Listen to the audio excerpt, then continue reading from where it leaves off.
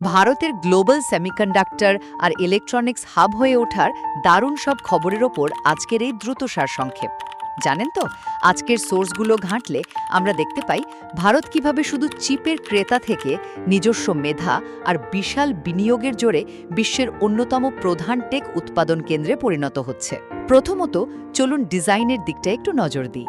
2030 সালের মধ্যে ভারতের সেমিকন্ডাক্টর বাজার 100 থেকে 110 বিলিয়ন ডলারে পৌঁছাবে বলে আশা করা হচ্ছে। এর পেছনের আসল কারিগর কারা জানেন? ভারতের নিজস্ব মেধা, কারণ বিশ্বের প্রায় 20% আইসি বা ইন্টিগ্রেটেড সার্কিট ডিজাইনারই কিন্তু ভারতীয়। মানে বুঝতেই পারছেন, ভারত শুধু সেমিকন্ডাক্টর তৈরির ইটবালুর গাঁথুনি দিচ্ছে না, বরং আগে থেকেই তারা এর ব্লুপ্রিন্ট বা নকশা তৈরিতে একেবারে বিশ্বসেরা। দ্বিতীয়ত, এই নকশাগুলো বাস্তবে তৈরি হচ্ছে কোথায়? আচ্ছা, গুজরাটের ধুলেরায় তৈরি হচ্ছে চিপ তৈরির মেগা ফ্যাব প্ল্যান্ট।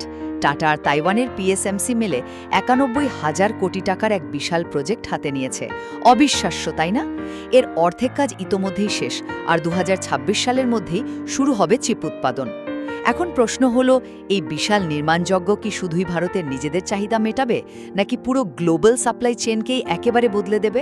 অবশেষে ভাবুন, চিপগুলো তো তৈরি হলো, কিন্তু সেগুলোকে তো ফোনে বা ল্যাপটপে ঢুকাতে হবে, তাই না? আর এখানেই গেম চেঞ্জার হিসেবে হাজির হয়েছে উত্তরপ্রদেশ।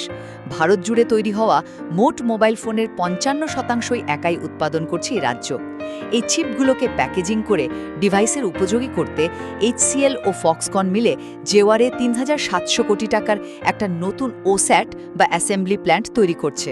কারখানা তো হচ্ছে, কিন্তু এই বিশাল উৎপাদন সামলানোর জন্য কার্গো বিমানবন্দর বা লজিস্টিক্স কি ততটাই দ্রুত তৈরি হতে পারবে? মেধা, বিশাল বিনিয়োগ আর সুপরিকল্পিত অবকাঠামোর এই নিখুঁত সমন্বয় ভারত আজ গ্লোবাল টেকনোলজির দুনিয়ায় নিজেকে এক অপরিহার্য পরাশক্তি হিসেবে প্রতিষ্ঠিত করছে।